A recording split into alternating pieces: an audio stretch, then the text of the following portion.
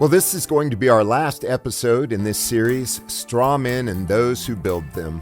And we have primarily focused on this incredibly important subject of the gift of faith. And I think we have shown with plenty of evidence from the scripture that we, in our natural and fallen state, are unable to come to Christ. It's called being a slave. We were slaves to sin.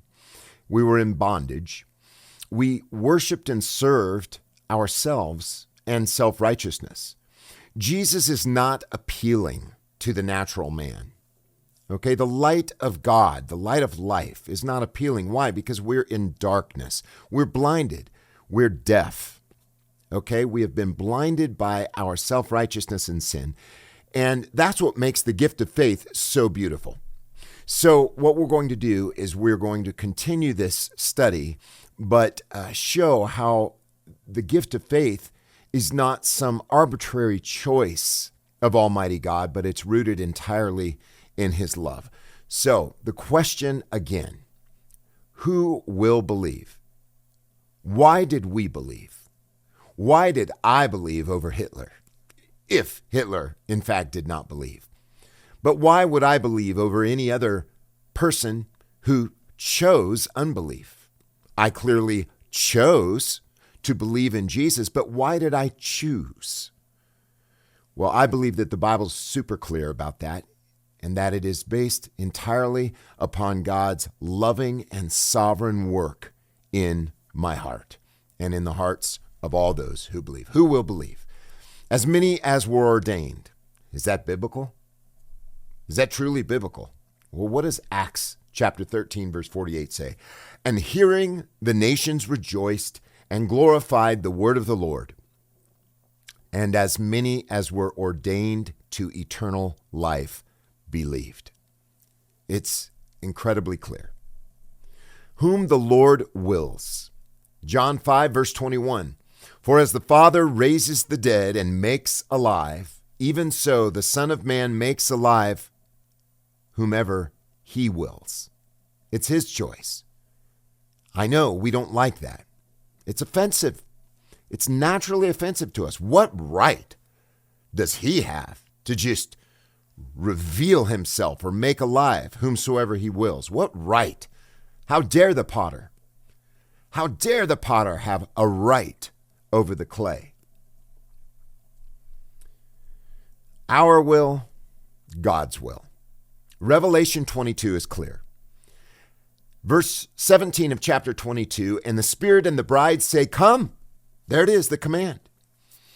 And let the one hearing say, come. And let the one who is thirsty come. And he willing, let him take of the water of life freely. It's without cost. It's not by works. Isaiah 55. So it's clear. Whoever's thirsty, come. Notice what it says. Let the one hearing say, come. God's will. Your people, Psalm 110, your people shall be willing in the day of your power. In holy adornment from the womb of the morning, you have the dew of your youth. Why are we willing? God's power. Ephesians 1, verse 19, and what is the greatness, exceeding greatness of His power toward us who believe? How? According to the working of His mighty power. John 1, verse 12 and 13. Again, God's will. But as many as received Him, to them gave He the power to become the sons of God, even to those who believe on His name. You must believe. But always ask the question, why did I believe? Don't just stop with belief. Why did you believe? Who were born not of blood, nor the will of the flesh, nor the will of man, but of God. Romans 9, verses 15 and 16. I encourage everyone to read at least Romans 9, verses 6 through 23. But here it is in verse 15 through 16. For He said to Moses, I will have mercy, and I will have on whom I will have mercy, and I will have compassion on whom I will have compassion. Well, that's not fair. Well, of course it doesn't seem fair to us. Imagine if I came to you. I'll be merciful to whom I will be merciful. I'll be compassionate to whom I will be compassionate. You would think, what a selfish son of a gun. Well, that's our natural response to God. How selfish of him. Instead of being utterly grateful that he chose to have mercy on us, are we shaking our fist? Saying, what right, God? So then, it is not of the one willing, nor of the one running, but of God, the one showing mercy. The argument, but God is a perfect gentleman and would never violate our free will. It's not love if it's forced. Again, I just bring up the simple analogy of a little baby crawling out toward a busy street and the parent saying, I'm not going to force that baby against its will. That wouldn't be loving. I wouldn't be a perfect gentleman. Far be it from me as a parent to force that child against its will. Well, really what happens is God doesn't even force us against our will. He changes our will. How loving is that? We were predestined to be adopted as his children. Ephesians 1, verses 3 and 4. But God is a perfect gentleman, would never violate our free will. It's not love if it's forced. No, I would say it's not love if you just let your baby run out into the street or crawl out into the street and get squashed by a Mack truck. That's not love. Anyone would say that's neglect. God would never do that to those who would be his children. Jeremiah 31, verse 3, this is where it gets intimate. The Lord has appeared to me from afar, saying, yea, I have loved you with an everlasting love. Therefore, with loving kindness I have drawn you. No man can come to me except the Father which has sent me. Draw him. Yes, it means drag. Even in the Septuagint, it means drag. Genesis, how do we know this? Same Hebrew word here. And men, chapter 37, verse 28, Midianites, traders came by and they drew up Joseph and took him out of the pit. Drew, not woo, drew. They pulled him up. 1 Kings 22, verse 34, and a man drew his bow in simplicity and struck the king of Israel. Drew.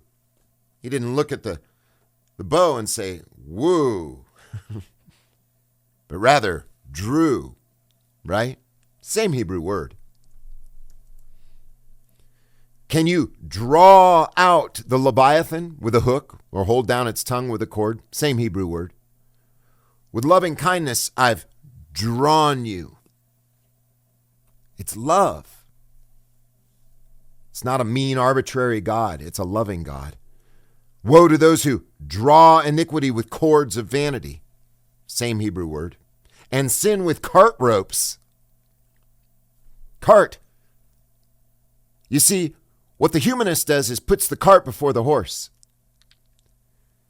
But the one who is submitted to the sovereign love of God says no. God is the sovereign horse drawing the cart. Drawing, not wooing, drawing the cart with ropes of loving kindness. Song of Solomon, and this is so beautiful. Same Hebrew word. Draw me. We will run after you. We have to look at this with these glasses of love. That this is not an arbitrary, sovereign, authoritarian, mean dictatorship, but rather God is love. We ran after him because he drew us with cords of loving kindness, with cart ropes. The king has brought me into his chambers. We are the church, the wife of the king. And he has brought us into his holy place, the holiest of all. With cords of love, he pulled us into his holy chamber to be his wife, his lawfully wedded wife. We will be glad and rejoice in you. That's what the psalmist says. We will be glad and rejoice in you. Why? Because he's drawn us into his chambers by his sovereign love and his cross. Husbands, love your wives as Christ loved the church and what gave himself for her. That is how, by his love, he drew her with those loving cart ropes. We will be glad and rejoice in you. We will remember your love more than wine. Amen. The upright love you. How are we made upright? By the righteousness of Christ. He's given it to us, not because of our own heart or our own thoughts or our own actions. No, because of the cross. He's made us perfectly upright in his eyes. Tender and sovereign love, and we'll finish up here. Psalm 42, verses 7 through 8. Deep calls to deep at the noise of your waterfalls. This is when the hard things come upon us. All your waves and your billows have gone over me. What is this? It's the waves of a convicted conscience.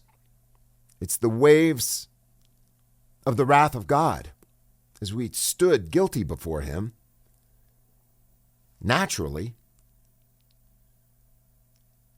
But the Lord will command his loving kindness in the daytime. The daytime is the time of the new covenant. The day star. It is the day star that makes it daytime. The Bible calls Jesus the Son of Righteousness, S-U-N. He says, I am the light of the world. The light has come. The people that sat in darkness have seen a great light. Through the cross of Christ, the Lord commanded his loving kindness.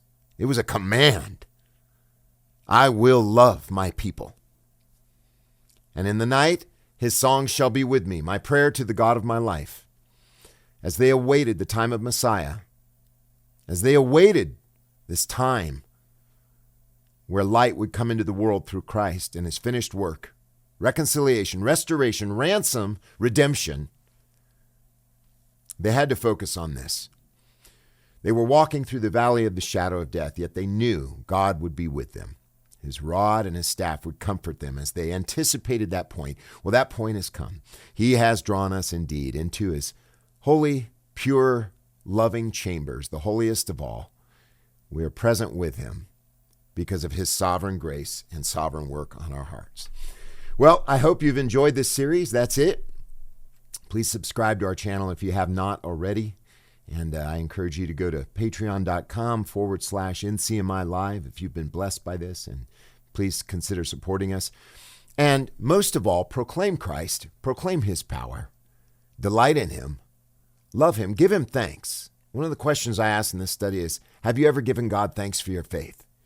If you have not, start now, because you owe it to him. You owe him thanks. You owe him gratitude. That's all he wants. Just give me gratitude. Just give me thanks, he says. I brought you into my presence. I chose you. I adopted you. You were ordained. That's why you came to me. I drew you. That's why you responded. I changed your heart. Change my heart, O God. We've sung the song, Change My Heart. How would we even pray that except by his sovereign grace? Amen. God be with you. Thank you so much for taking the time to wade through this rather hard series. It's a deep series. And for those of you who have built strawmen trying to say that we don't make choices, we do make choices. Absolutely, we do. I just thank God that he made me make my choice. We make the choice. We believe. We came to him. Why? Because he dragged us to himself. So no more strawmen. Don't do that anymore. It's not fair. It's not right. It's not honest. And instead, submit to what the Word of God has to say and give him glory. Amen? Blessings.